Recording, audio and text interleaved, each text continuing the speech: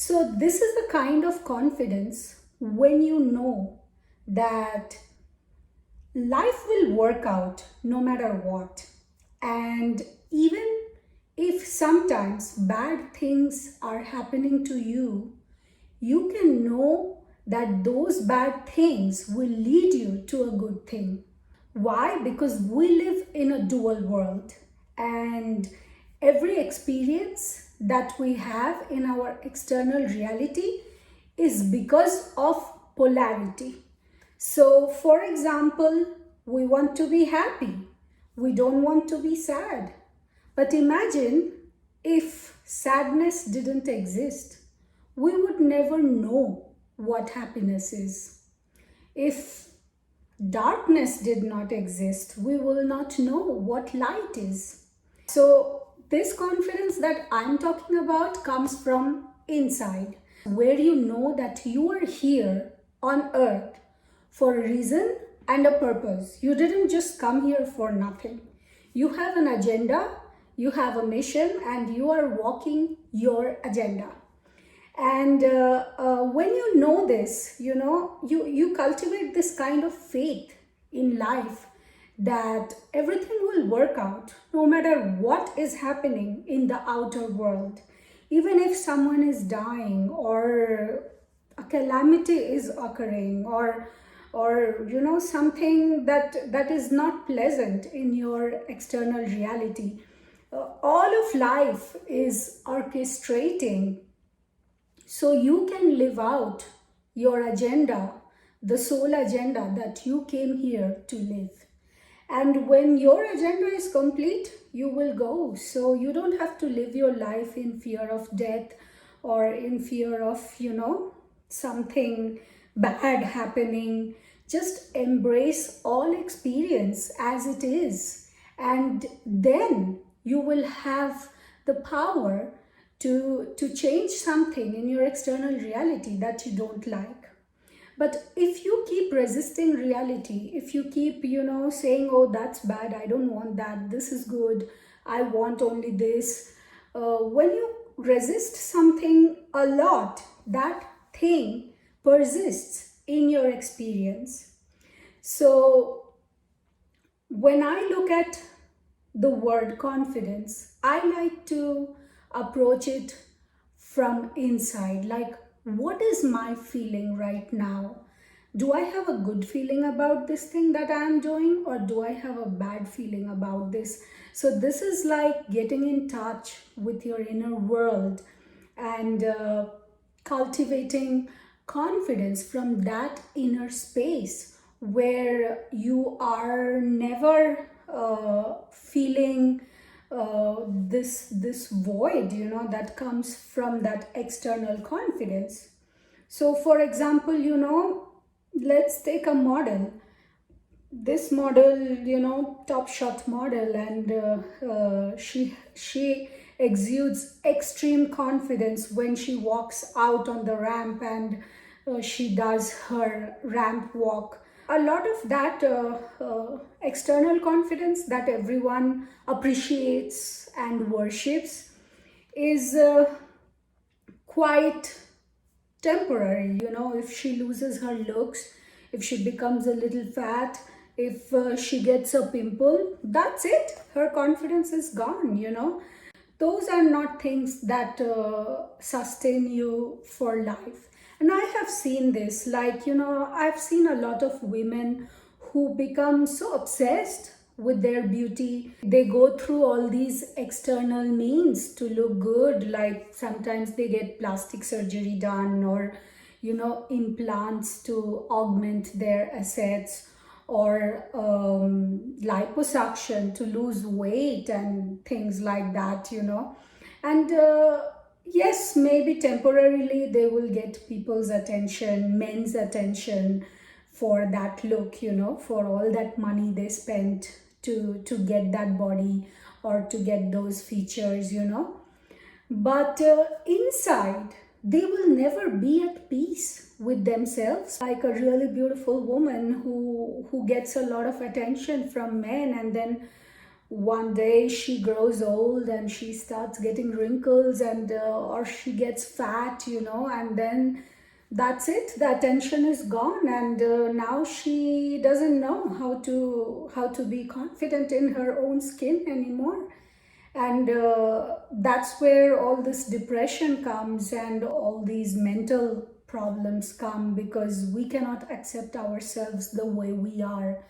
So one of the first things to inculcate authentic confidence is to accept yourself the way you are and love yourself for who you are, because in the end, it is not about you and somebody else.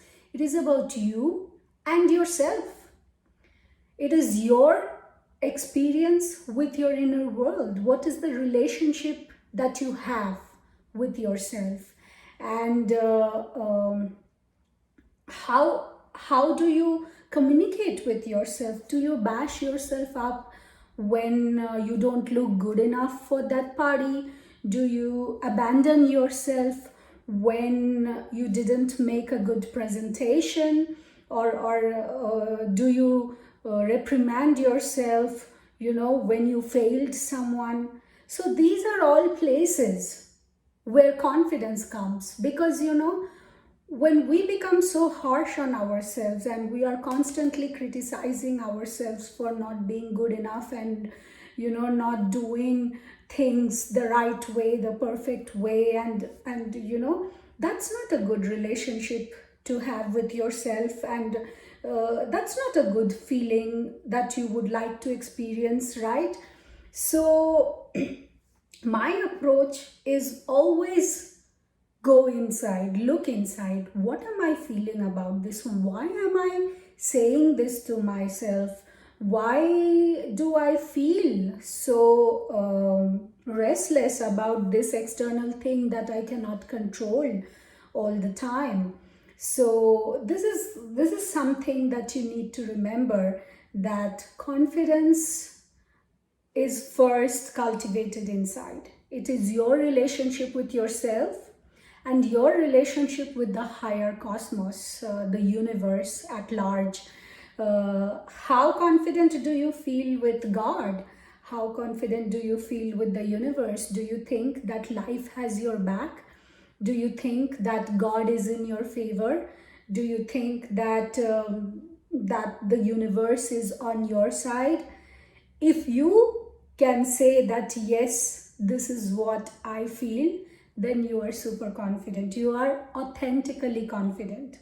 But if you always have an inner fear that you're doing something wrong, that or you're confused, and you don't have any connection with your higher self, you don't spend time with yourself, you are constantly seeking outside pleasures, external pleasures. Let me get the next guy, or let me get the next girl. I know a lot of people who have a huge social media following, or who are like super popular, and many people want to be like them, and it seems like they are the most confident people in the world and successful. But sometimes, many times actually, you will see that uh, uh, they are not as happy as they portray to be, and maybe on the outside they have this persona, but what is their relationship with themselves? How do they treat themselves? What do they uh, um, value in their lives? All these things say about how confident you are.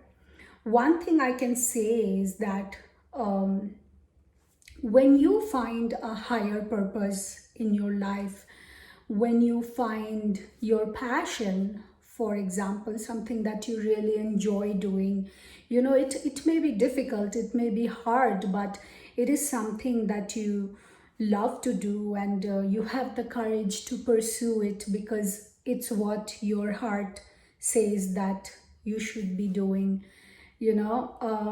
That is a great way to cultivate authentic confidence. You see, authentic confidence comes from the willingness to be authentic, and sometimes when you are authentic, people may reject you for being the way you are, people may accept you for being the way you are, but you have self acceptance, you have self approval, and that will give you self confidence. See, self confidence doesn't come from external world, what others are telling you. It is what you are telling yourself inside. And here is the paradox. When you have a bad relationship with yourself, you will see it reflected in your external reality from others. And that's because people uh, will reflect back to you your own inner vibration. If you are the kind of person who always abandons yourself, who is a people pleaser, or who is overgiving and self-abandoning, you will see that reflected from the external world, where others are taking you for granted, others are not valuing you for who you are, and then you feel terrible about it. I mean, you may have your obligations and responsibilities where you have to, be available to your spouse, or be available to your kids or to your friends, but try to take out some time every day for yourself, and just uh, uh, just spend time with yourself in your own mind, thinking about your ideas, your thoughts, what excites you, what amuses you, what pleases you, and muse over your thoughts. It's a kind of living meditation. I don't tell people to sit and meditate, because meditation can be very dicey. Like, sometimes people will say you have to do it like this, you have to do it like that, you have to get rid of all your thoughts and all that stuff. I don't want to go into that, but to me, living meditation is to be aware of who you are, what your thoughts are, and spending time with yourself, doing something that you really enjoy, and nurturing that inner garden which is inside you. It's like a gardener goes and nurtures all the flowers, the plants. He manures them, he waters them, he watches them grow with satisfaction. Then he plucks the fruits of his labor, and then he watches these plants die and then again come back in another season. So our inner world is something like this garden. We have a lot of wishes and desires. Sometimes we have to let a wish go, or we have to see our desires die, only for a new desire to take birth, so we can follow in that direction. So when you cultivate this inner garden, when you spend time with yourself, when you come from an inner space of authenticity, that's when you will see, even in your outside world, that people will reflect back to you your own vibrations. Because the external world is just a mirror. It tells us what is inside us, and each one of us has a unique mirror, a unique experience, unique vibrations, and based on that, we have unique experiences in life. Sometimes that mirror reflects a beautiful picture and we like it. And yet, at other times, the mirror shows us ugly realities that we don't like and that we want to disown, that it is not a part of me. But if you see whole of life, as an entirety, you will know that every aspect is like, facets of a prism, where everything, all the mirrors are creating these beautiful figures that that make reality, external reality, so exciting. One thing that you should never do is compare yourself with others. See, you have to understand that you are a unique particle of all that is, of the universe, of God, of life. There are no two snowflakes that are alike. So, our society, our media, our government, our systems, educational system, political system, cultural systems, religious system, everywhere we find people comparing each other. That is better, she is better, he has that, and I don't have this. I wish my life was like what he is living. All these things we compare, what we don't have, what we didn't get in life with someone else. That is the surest way to feel horrible, and that rips away all your confidence. So, it's not just enough to know conceptually that you are unique. You need to believe it. You need to feel it, and you need to experience it within yourself first. There is no one else like you in this universe. So, that was just a little bit that I wanted to talk about confidence. And I hope you, especially now with this coronavirus situation, it is forcing us to go inside, to stop seeking the external reality all the time, to spend time with ourselves in isolation. I'm not saying that you should be isolated and lonely. There is a difference between being lonely and being alone. So sometimes it is great to be alone, to spend time with yourself, because that's when you get your creative ideas. That's when you have a communication with your higher self, with the universe at large. I know people, some people who never feel comfortable with themselves, with their own company. It's good to seek out external company. It's good to have good friends. It's good to have people around you, but it is also equally important to have spend quality time with yourself and enjoy your own company so much that sometimes when there is an external distraction, you don't want to break the beautiful time you're having with yourself.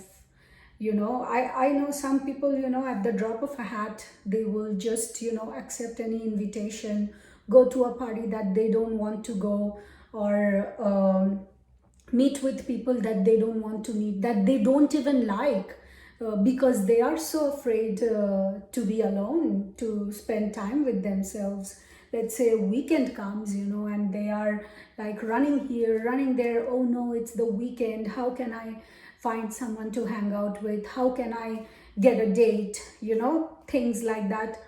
I mean, you should balance both the worlds. That's my take. That's what I want to say. If you spend too much time with other people and too less time with yourself, your inner world will suffer. If you spend too much time with yourself and you don't socialize at all, you don't meet anybody, you will lose perspective, and you will lose confidence. So you have to balance the two worlds, the external world and the inner world, right? And you have to give time to both. You have to give time to yourself, and you have to give time to the people around you. And you know what? You cannot invite everyone in the world to your dinner table, so choose your company wisely.